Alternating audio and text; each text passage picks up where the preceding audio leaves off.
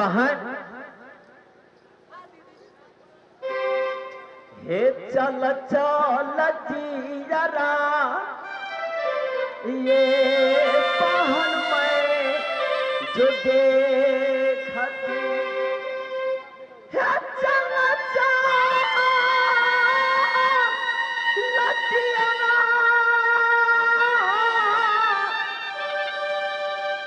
ये बहन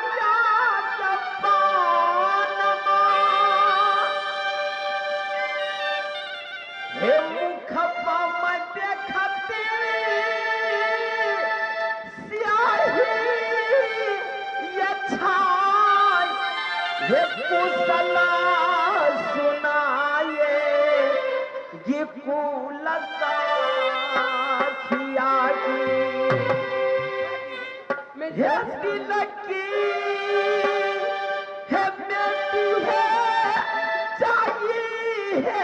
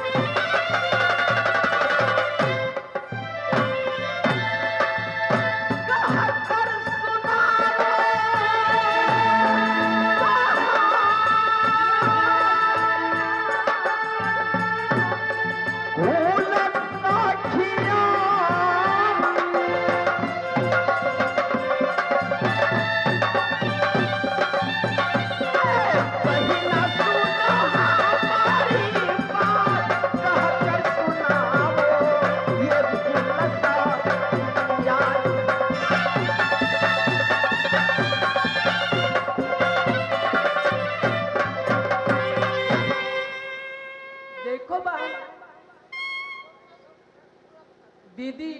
मैं गुजरात में सब सखी सहेली की मदद पड़ी हूँ है ना बहन। सही बात है बहन। ये बताओ तुम कहना क्या चाहती है?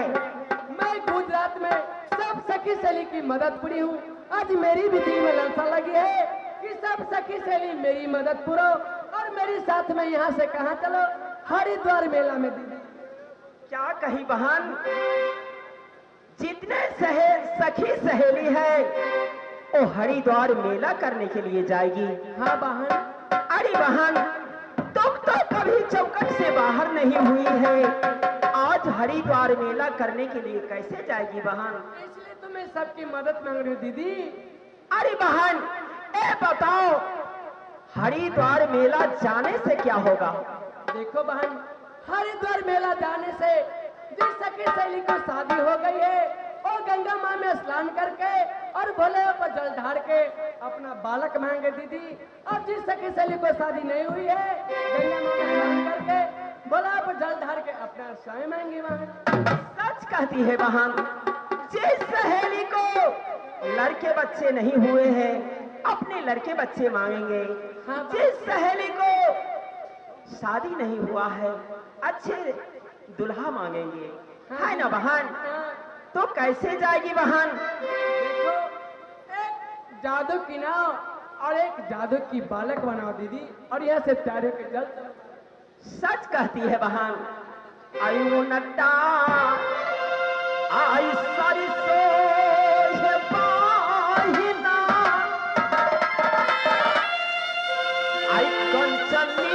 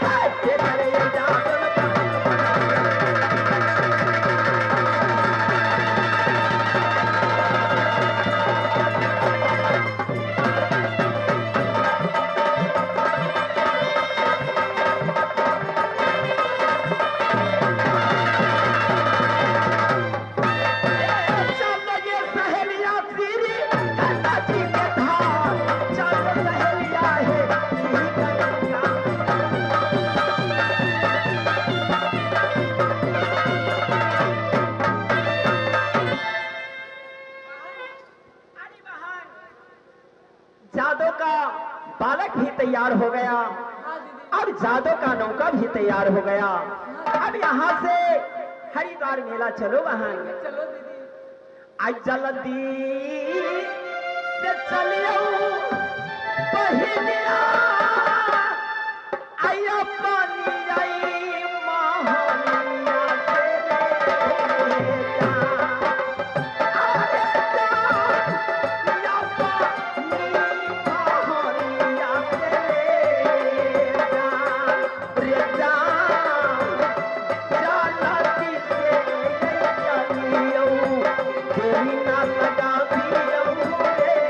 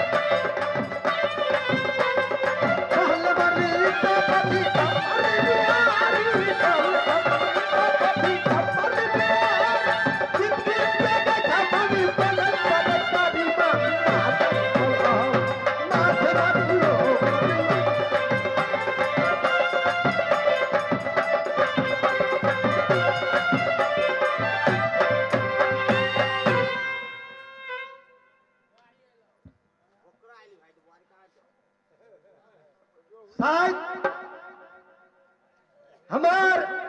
कमला महारानी भी गई गई हम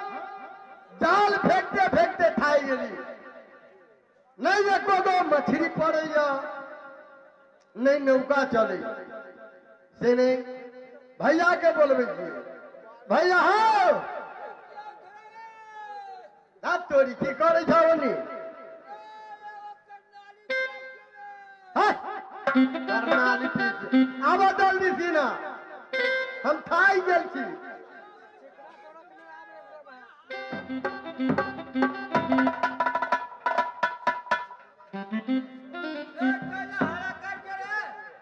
आई हो दिन रात तो करनाली पीते पीते हड्डी हड्डी तोड़ते गेली गेल हमरा जाल फेंकते फेंकते हम खून हो पर नहीं एको गो मछली पड़े आ नहीं नौका चले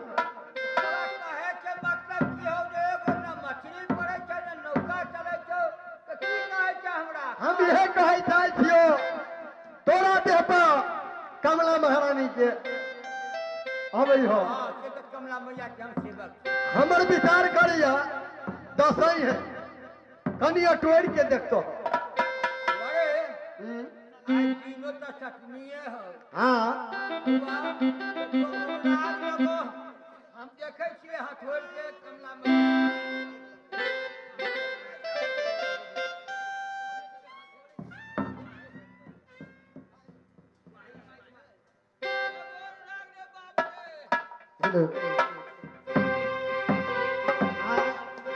कौन देवा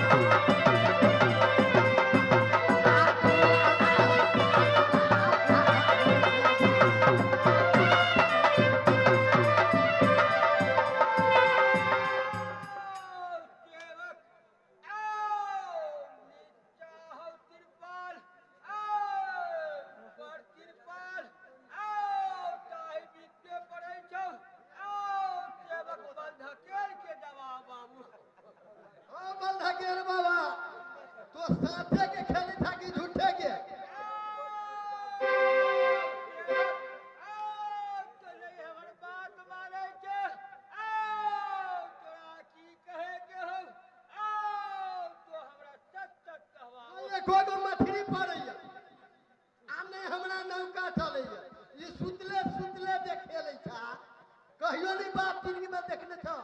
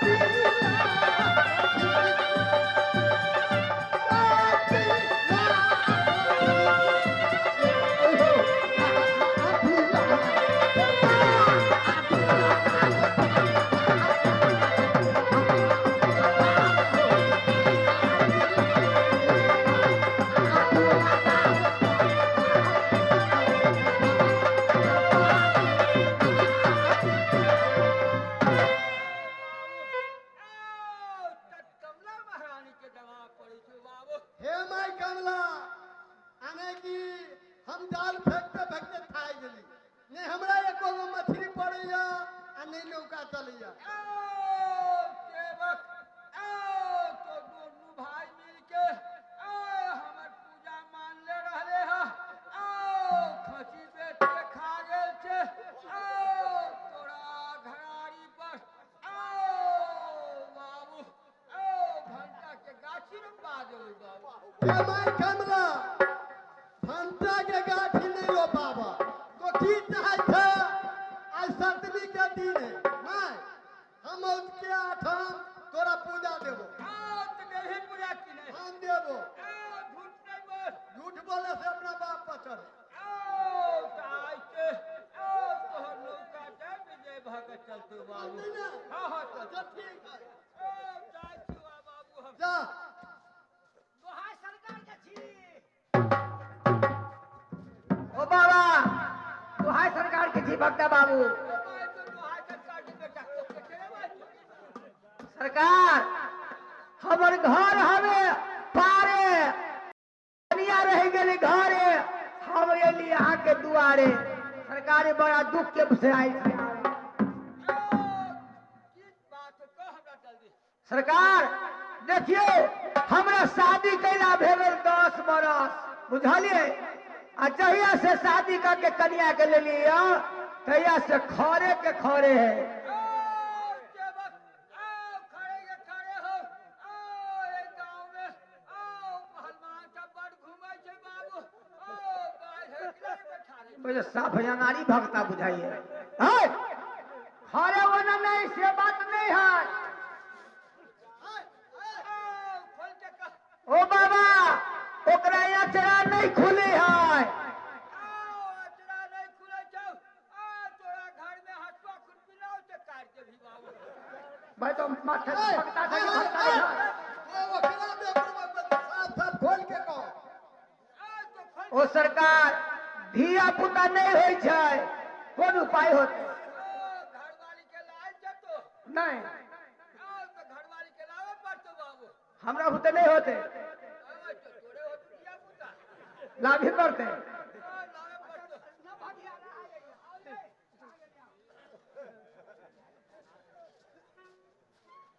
हे देखे छियै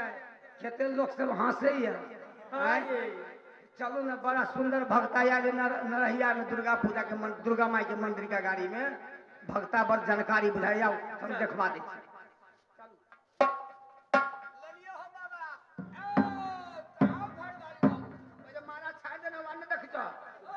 कहिने मुंह पर से मुंह हटा देखे वही जैसे लोग में केना मुंह उठाते झपले चपले हो तो आई अच्छा हटा लियो मुंह पर से मुंह हटा लियो तो बड़ा निमन भई आई की घरवाली हो रे अरे भाई चो तो हम कौन खराब चीज से वीआईपी न रखे तो हमरा कोन मतलब है तोहर घरवाली तोरा से मतलब है कि हमरा तोरा घरवाली के कोन देखो देखो के कहीं कहीं ना हाथ निकाले के दांते काट दी हाथों में देख ए मौगी के कहे छी भक्ता बड़ जानकारी है ए दहिना कलू तो दहिने दहिने बम्मा कला दै छी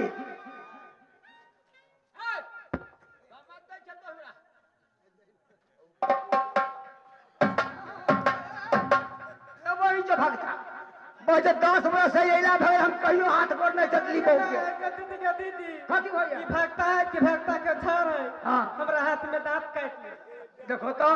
आई 10 बरस से एला भले हम कहियो ना दे हाथ चतली ई भजल जब तक चट गेल के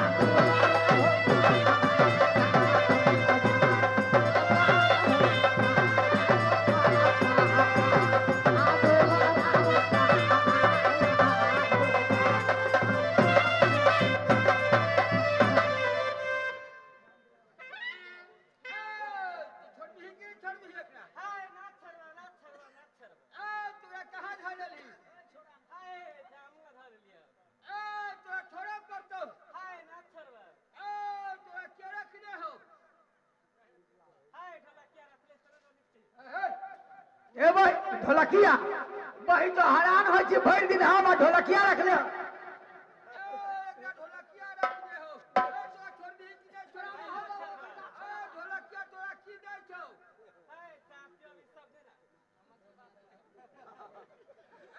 चा पियाबो छौ चबले माछ भात खियाबै छौ हम माछ भात खियौ त हमरा तोरे जाइबे हमरा जे जाबे कि नहीं जाबे खियाबै छौ माछ भात कोए दै छौ ढकना में दै छौ छिपा में हम माछ भात देबो हमरा तोरे चलबे ए भाई जब भक्ता तो तोरा दो जाते हम कथी लेके रह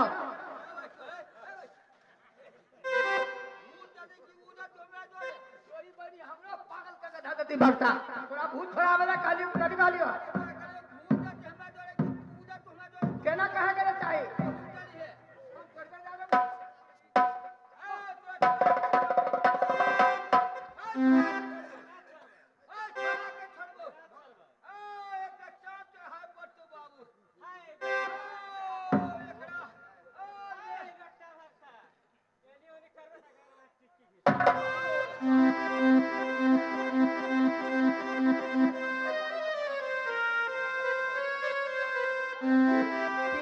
छिपते हो तू टिकी कहाँ काट में खिंचल के भैया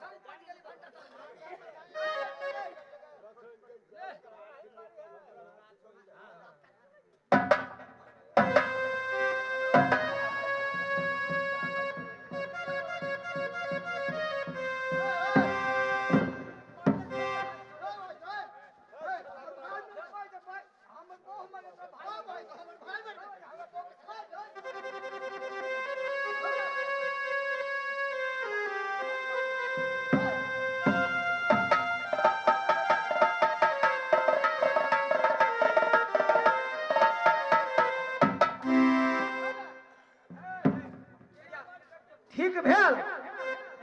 ठीक लगी बाबा ठीक भ गेलै कुछ आब जाइ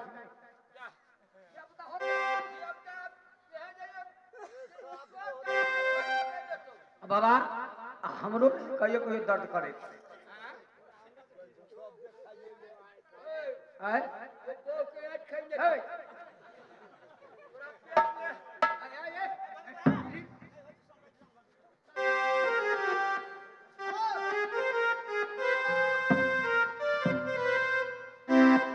हमरा दाल फेंकते फेंकते खाई गेल छी हम कमला महारानी के सकार लेली है ना 8 दिन के हम सुखै छी